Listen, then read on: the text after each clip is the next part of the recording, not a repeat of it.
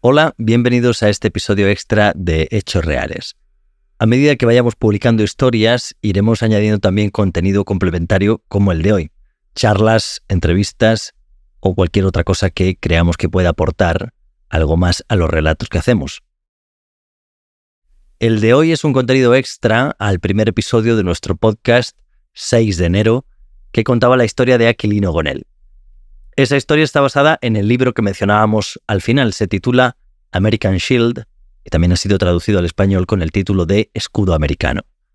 Sus autores son el propio sargento Gonell y la escritora Susan Shapiro. Escudo Americano se lee de un tirón. A mí me encantó.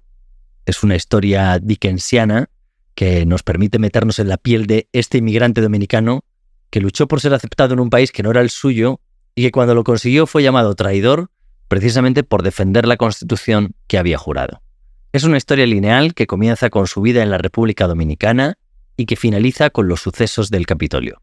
Cuando entrevisté a Aquilino el año pasado en Washington, D.C., hablamos algo sobre cómo fue ese proceso de coescribir el libro con Susan Shapiro. Fuimos experimentando, fuimos conociendo el estilo de ella, el estilo mío. Yo empecé a buscar mucha de la información de mi historia, de mis abuelos. Fui a Santo Domingo, en la República Dominicana, al campo donde yo vivo allá.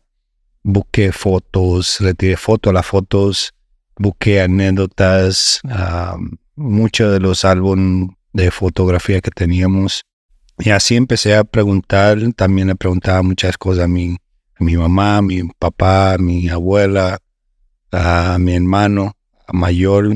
Principalmente a él le preguntaba muchas cosas que yo no me acordaba. O sea, ha sido una experiencia, como te dije, educativa, pero también exhaustosa, porque no es fácil escribir un libro en poco tiempo. En España, este tipo de cooperaciones no es muy habitual. Normalmente, si alguien que nunca ha escrito un libro se las ve en esas, recurre a un escritor fantasma, alguien que escribe el libro y no lo firma. Aquí a eso lo hemos llamado negros literarios, pero en fin, es bastante mejor expresión lo de escritor fantasma. En cualquier caso, estas colaboraciones son más frecuentes en el mundo anglosajón y sí, se reconoce más la autoría al escritor que ha ayudado a contar la historia. Susan Shapiro es una veterana escritora de Nueva York, una autora prolífica, que escribe rápido y que además enseña a hacerlo desde hace años a sus alumnos en los cursos de la Universidad de Nueva York, en la Columbia, en seminarios y cursos online. Con ella quise charlar sobre cómo escribió con Aquilino Escudo Americano y sobre otras claves de la narrativa.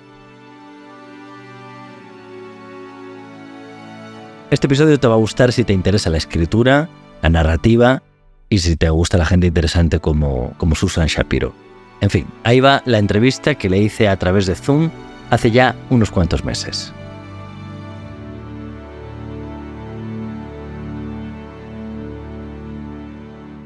Hi, Susan. Thanks for being here today. Thanks for having me. The first thing is to congratulate you on the book. I found it so exciting and also a perfect tool to understand many aspects of what happened and what is still happening in the United States. So my first question is, how did you end up in this project? Okay, so what happens is I've written several of my own memoirs, but I've also co-authored books. And I co-authored 2 books with an immigrant Bosnian war survivor. And he came over to this country when he was Kenan Trebincevic, the Bosnia list. He came over to this country when he was 12 in, I think it's 1996. So when my agent Samantha mentioned that Meg Thompson, who she works with, wanted to do a book with Sergeant Aquilino Gonell about the, what happened on January 6th, and she told me his story, I think they said to him, what makes your story different than everyone else who's writing about this? Because, of course, there was Jamie Raskin's book was already out, and there'd been a lot written about it. And Sergeant Gonell said, because I'm an immigrant. And what fascinated him about the story was here he is, an immigrant who wasn't born in this country, defending democracy against Americans that are trying to destroy democracy. So it was kind of like this full circle story for him that he was still trying to process.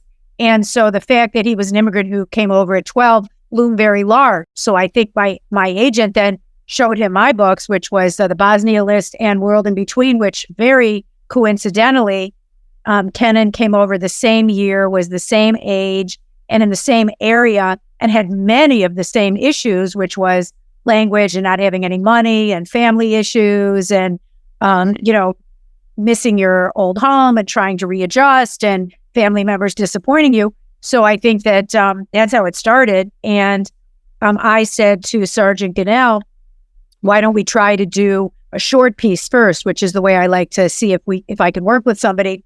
And I do, as a journalist, I've written a lot of short pieces.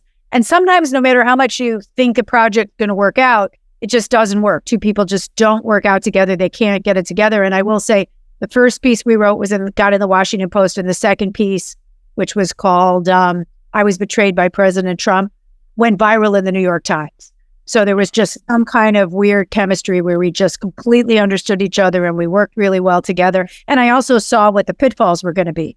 Because just for an example, we were doing short pieces and he let lawyers go over all the pieces. It was like, bad sign, because, lawyers going to destroy your complete manuscript. So we had to have a conversation about, who gets to censor or change or edit the book. But anyway, so we really hit it off and we worked very, very well together and very quickly. Yeah, that's good. And so Ines, I was going to ask you about that formula of co-authoring. Yeah. In Spain, that formula is not very frequent, at least when someone writes an autobiography. Sometimes they use a ghostwriter and then they hide the name of the real author. Yeah? But it's a formula you are very familiar with. You are also the co-author of the bestseller Unhooked, written by Dr. Wolverton. Yeah? So you are comfortable helping. There's a lot of ways to do it. And what happens is I have a dozen books out myself, which are mostly first-person nonfiction. And I also have helped a lot of students publish books. So there's a lot of ways to do it. So you can absolutely use a ghostwriter, it's sort of interesting though, because you have like Prince Harry using a ghostwriter, but everybody knows who the ghostwriter is. And everybody, and then the ghostwriter writes a piece in the New Yorker about being Prince Harry's ghostwriter. Not a ghost anymore. Yeah.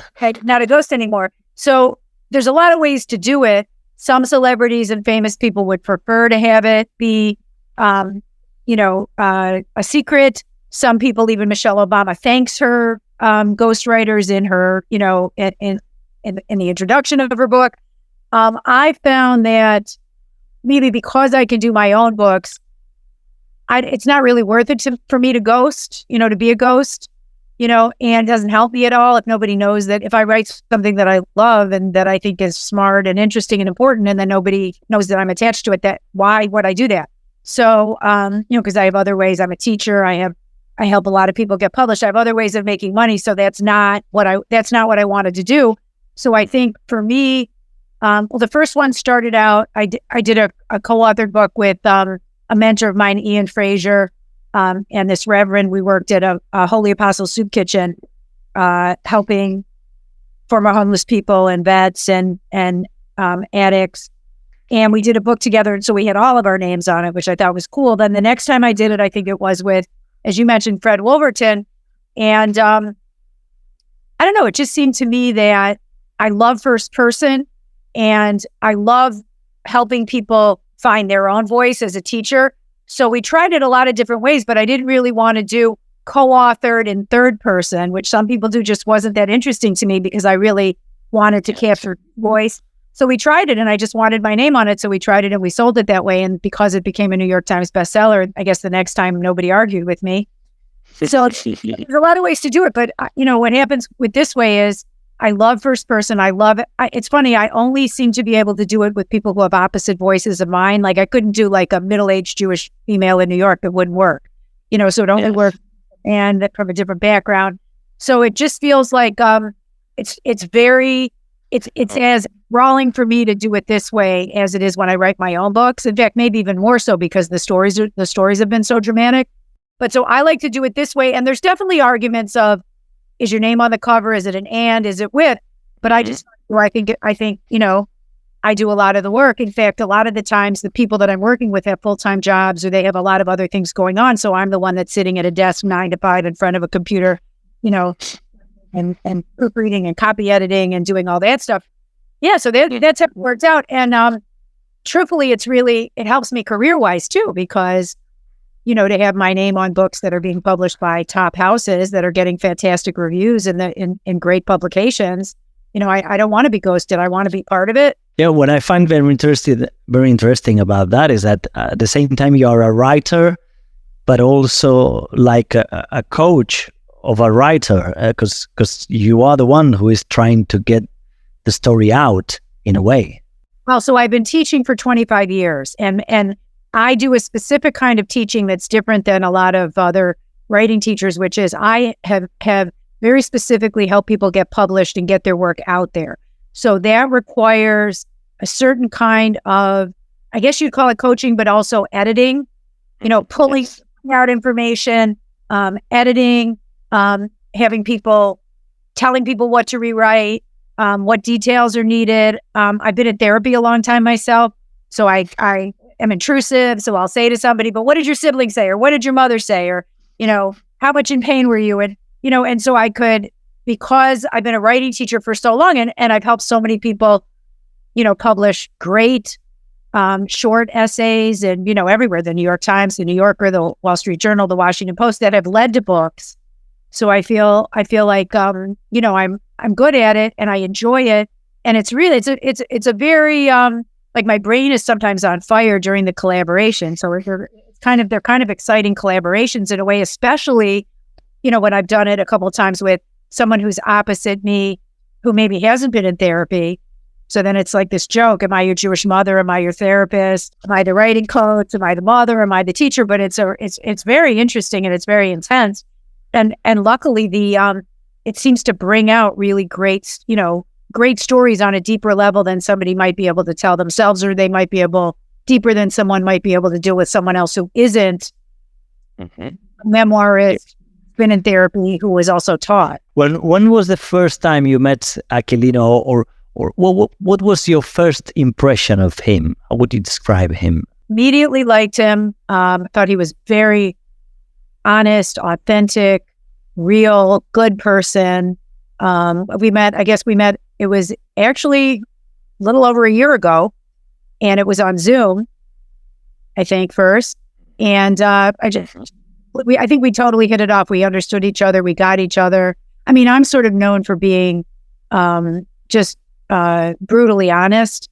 And in fact, my therapist has a line that I like, which he always says, in order to stay successful and happy and healthy, he says, lead the least secretive life you can. So I'm really honest and out there. And so when I met Aquilino, he was extremely honest, and he had been traumatized by what happened, and he was so honest about it. When I watched clips of him on television, I just felt like, his heart was right there. And so I think we bonded over that, and some people aren't. Some people I work with are much more hidden or reserved or afraid to talk, but he was at a place in his life where he was really just being so honest. Yeah. Yeah. And he was so angry and he just wanted his voice out there. And I just thought, I loved what he was doing. I was honored to be able to help him, because what a journey to, he was betrayed by the president of the United States. And as an immigrant, to come out and say that and state it as clearly as he did, he took a lot of risks by doing it. So I was very impressed with him. That's one of the things I like most of the book, the honesty put in the story.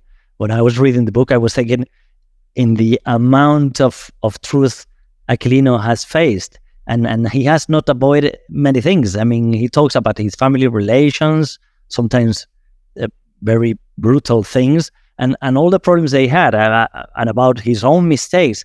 I never had the feeling that he wanted to look like a hero, which is some of the things his colleagues criticized him, in a moment in the book. Yeah, it's the exact opposite of his personality. In fact, one of the things I loved the most, which we did in the preface, was basically, he just starts out saying, the last thing I ever wanted to be was a troublemaker. And he just spilled it right off the bat. He's growing up in Dominican Republic. He's poor, speak only when you're spoken to. there's too many kids, there's no money. He tells the truth about a neighbor, and his grandmother hits him in the face, and he never wanted to cause trouble, always just wanted to blend in. So, it was so honest the way he talked about it that it was so immediately engaging. I think there's a line, there's nothing more engaging than that kind of honesty. It's just so few people are that honest. The other thing I like most is the simplicity of the book. You could have started with what happened in the Capitol, but maybe that would have been something more complex, right? I don't know. What was the reason for choosing this more linear structure and centering on the life of this man from the beginning? So I've been doing this for a long time. So if there's other books on a topic, as a writer, you always want to write the story that only you can tell. And if somebody else could tell it, you let them.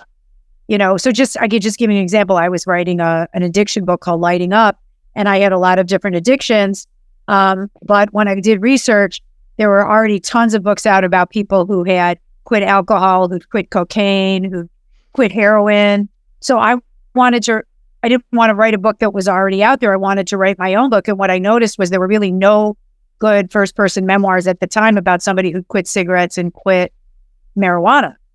So I refocused my story on the story that hadn't really been told before. And I thought that was more interesting. So it was very similar with Sergeant Gonell. There were other books about January 6th out. And also, they say that, journalism is the first draft of history. So there were a million,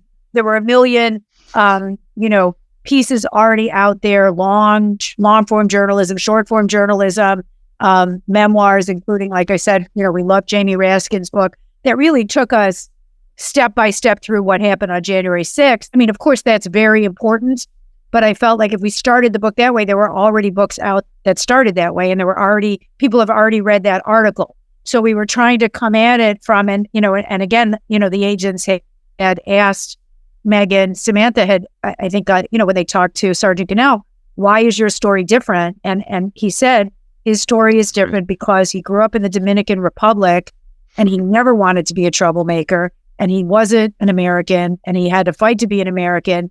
And that story and what happened to him that led up to January 6th, personally, I thought was just as fascinating and a little bit more original and relatable to everybody than just the story that we've heard about what led up to and what happened on that day. Now, we did obviously include it, although even when we went to include it, I was more interested in, when his alarm rang at 5 a.m. and he, and his wife, and what his wife made him for breakfast, and what he was thinking when he got into the car. And he was listening to right-wing radio to find out where the Donald Trump protesters are. I mean, to me, that was actually more interesting. Why? Because I hadn't thought of that before. I hadn't had nobody gone there before. So I think the goal was to take on this story that now everybody knows about and has read lots about, and to tell it from a perspective that nobody really heard before. And as he said, being an immigrant and getting, fighting to be an American, and then being in that bizarre position of being an immigrant of color, having to defend themselves. He had to defend himself against white nationalist Americans who were desecrating democracy. So I felt like you wouldn't understand the impact of that moment on him if you didn't understand how long it took him to get to that point. In fact, part of what I found the most heartbreaking and fascinating was that right before it happened, the day that he's driving, I said, describe everything to me, January 6th, and he's describing how, they finally bought the house of their dreams, and it's the, they got the tree house, and they have the car. His wife is going into medical school like she always wanted to, and his son is doing fantastic. So he's just at this fantastic place in his life. He's doing great in his career. He's thinking about taking a lieutenant test. He's getting overtime. Like, everything in his career and his life that he's fought for so long is finally coming together. the moment before it's all destroyed by Donald Trump being a bad sport, a white, entitled, racist, sexist, criminal who was a bad sport, who's destroying the life of an immigrant who fought for 42 years to get to a place where he could have a home and a family, and destroyed in 24 hours. Right? How is Aquilino now? I will ask him soon, I hope. But how is he now for you? Has he overcome his trauma? It seems that telling his story has been good for him. I think telling the story has been very important for him. And I think he is as recovered as anybody could be in this scenario. I mean, he lost his career based on injuries, which is just mind blowing, and not to mention right-wing fanatics coming at him from all angles who want, even with the indictments, who won't shut up. So, I think he's somebody who has undergone a trauma that has a lot of levels to it, but I think it was very brave of him to be able to write the book. And I think that, it might take a little while for him to land in, to reinvent himself. The next stage of what he's going to be doing. His identity for so long has been, he was was in the military, and then he was a police officer, and then he was a sergeant. So I think, after spending so many years leading up to that, I think it might take him a little bit longer to, what's his next act. I'm hoping that the book really helps him. And he certainly won enough medals, by President Biden and Pelosi and Jamie Raskin. I think he's been recognized as the hero that he is. And I think, truthfully, I think the indictments are helping, and the fact that all these idiots that caused it are going to jail, I think that's helping. But I think it's, it's a long process. I don't think anybody who was hurt in the insurrection has fully recovered from it. Our country hasn't recovered from it. Look at the news, and every day, look at the news. We're still trying to come to terms with it. Yeah. It's been a trauma for the whole nation, I guess. Yeah. Let's go back to your work as a writer who helps others to write their book. You're going to publish a new book soon, isn't it? Which is called the Byline Bible. Get published in 5 weeks. What is it about? I have 2 writing books that are already out, that came out during the pandemic, that I use for my classes to help people get published. So one is called Byline Bible, How to Get Published in 5 Weeks. And I taught at NYU, the New School in Columbia. I taught in person for 25 years. I teach people, undergrad and graduate, how to break into newspapers, magazines, and literary journals. So that's what that book is. And then the most recent one that I wrote is called The Book Bible, the Book Bible. And it's, let's see, there's a funny subtitle. Subtitle. Well, I think I saw the other day, but I thought it was the same, because So it's The Book Bible, How to Sell Your Manuscript No Matter What Genre Without Going Broke or Insane. So the first book teaches people how to write newspaper, magazine, and literary journal short pieces. And that book did well. So the sequel of it, a lot of my students started small, and then they wanted to go on to write books. And at this time, I have published 18 books in 8 different genres. I'm either the author or co-author. So I actually, on one hand, I used to feel like a failure because, if any of the books had done well enough, I probably would have just stayed in the same genre. But because they didn't, I had to wind up switching around. And, I almost was afraid I was a little bit of a literary dilettante. But it turns out that the one great thing about jumping around so much is that I can really, really help somebody if they come to me and say, okay, I have this idea for a book, and they tell me the idea. I can really, I have a very good overview of the publishing industry for the last 20, 25 years.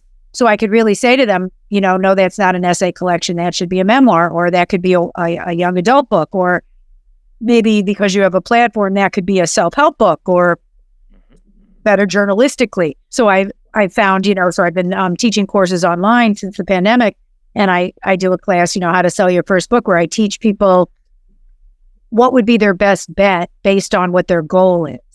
So so that became kind of a sideline, just because I teach at night, and because what's so funny is I speak so quickly that none of my students could take notes. So I always wanted to make sure. So I started writing for like writers publications to get everything down so I could hand them out flyers. I was doing it for Writer's Digest, and then this great editor at Writer's Digest said we should do a whole book on it. So this way I just tell my students, go read the book so they don't have to take notes because I speak too quickly. Are you also a fast writer? Recently I came across with two concepts that I never heard before. One was being a pantser or a plotter. And the first is someone who writes without an outline, and the second is the opposite. Yeah, so someone who has a structure or a very clear idea of what he or she must write before doing it. Yeah. So are you a pantser or a plotter? Yeah, I'm a panther. I write very quickly, and I help other people write quickly. I mean, the first draft I write quickly, and then I might take a long time to revise. And I'm a very good editor. But yeah, the first draft I get out pretty quickly. We did the first draft. I think we did it in 3 months. They wanted it really fast. So we did it very fast. And then, of course, the editing took a lot longer. But with the first drafts, I get out really quickly. So is there any list of things a story must have for you? Or what is the first rule a story must have for you? Every story is different. And remember, I've done novels, adult novels, I've done middle grade, I've done memoir, I've done self-help. So every project is different. Every short piece is different. I mean, there's questions that David Mamet said for drama that I keep in mind if I'm writing essays and when I write a chapter, which is what he says is that there's only 3 things an audience cares about. Who wants what from who? What happens if they don't get it? Why now? So conflict people make when they're writing essays or when they're telling a story for a memoir, they start giving all this expository information. So they give all the backstory, which is totally boring and nobody needs backstory. I mean, if you need facts, what you do is you start as someone's about to fall off a cliff, and then you could slowly weave in the backstory if we need it. But so the mistake people make is that they're too expository, they take too long, they give too much boring information. Who cares about the weather? Who cares about, your childhood? Just jump into the worst moment of your life, the most important thing going on, and then backtrack. I do keep that. I keep those, what David Mamet said, I keep that in line. I keep that in mind all the time, yeah. And then, Faulkner said the only subject worth writing about is the human heart in conflict with itself. So I like that. And I think also Arthur Miller said the only thing, to paraphrase, the only thing worth writing about is the unspoken and the unspeakable. So I started out as a confessional culprit, so I will say that I'm biased. I don't like light, silly banter. Doesn't do it for me. I tend to be very jugular, go for the throat. Tell me, I get impatient. So when it comes to essays or when it comes to memoirs, whether it's my own or other people, I like to go right to the heart of the matter. I like to be very deep, dark, honest, which again, you could see why I was drawn to the sergeant. It was so poignant and he was so honest immediately. Like I used to study with Joseph Brodsky, was my late Nobel Prize-winning poet. And he used to say that the biggest insult you could give writing is there's no blood here. That's how I feel. Something and it's bloodless, it just doesn't engage me. I'm not interested. Yeah. In this case, in your book with Aquilino, the conflict is so clear from the very beginning. I mean, it's how I feel, unless this is a man who wants to fit in the picture. He wants to fit in America, in the United States, and it's all his fight to be someone who is accepted by the rest of the people, and book starts when he's a kid. He's a little kid, and there's so many different grandkids, and he can't. How is he going to get the attention of parents and both sets of grandparents? And he just wants to be helpful, and he wants to be the good kid who gets attention and helps people and does everything right. He's desperate for that, and it's hard. He had a rough time. Had a rough time. In fact, I would say that part of the way that we structured the book was every time there was a story, I would say to him, he'd start telling the story, and I would say, what's the obstacle? And every single step of the way, there would just be an extreme obstacle, which just in terms of storytelling is very dramatic. It's very fascinating and dramatic. Every every 2 steps forward he took, there were 10 steps back, which makes him not only engaging, but it really makes him a huge hero and a huge role model, because there's so many people, whether it's immigrants or whether it's people who lost their job or people who've been through trauma, who just, give up. And he never gives up. He never gives up. He keeps fighting and fighting and fighting until he gets it right. In fact, even in school, I love the stories of him in school. Like he would flunk a test, he'd go back to the teacher and say, could I take it again? And then if it didn't work out, he would ask, could I take it again? Until he, you get that? I love that personality. I have that personality. So I haven't had to go through anything near what he's gone through, but I just felt so inspired by the fact that he could never give up. He would just keep fighting. Yeah, it's funny because there are many scenes in the book where he goes twice to do the test. It's always his second guess on the test. Well, I was going to ask you the last question, really. Now everybody wants to write something. Everybody has a podcast. Everybody's telling a story. And indeed, everybody has the tools to do it. Do you think this is the best time for storytelling? Are we living something really special? Do you think so? I think, I've been doing this for a long time now, and I've taught it for a long time. So I think there's been different waves. So early on when I started teaching, you could make a lot more money doing newspaper magazine work. I mean, a lot of my students used to make, $2,000, $3,000, $5,000 a piece. And now because of the internet and all the webzines and everything online, it's closer to making $100. So I think it's gone through a lot of different stages. I will say that right now you have a lot more outlets available to tell your story, which I think is good. And I think that books are still exciting and happening, and thank God newspapers seem to have made it through the pandemic, so I'm personally addicted to newspapers, magazines, literary journals. Books are still, exciting and selling. So I think it's an extraordinary time. And I teach online. I've had students that are 14 years old and students that are 95 who have luck finding their books and getting published within 5 weeks. So I think the pandemic actually, I think, made, at least with my students, I had more students from all over who were writing deeper, darker, more fascinating stories of what happened to them. So I think it's a great time to, be brave and put your work out there. Brilliant. Susan, thanks a lot for your time and good luck with your books. Thank you. Hasta aquí la entrevista con Susan Shapiro. Volvemos la semana que viene con una nueva historia de hechos reales. Suscríbete en tu plataforma de audio favorita, danos tu apoyo y síguenos en Instagram en @podcast_hechos reales.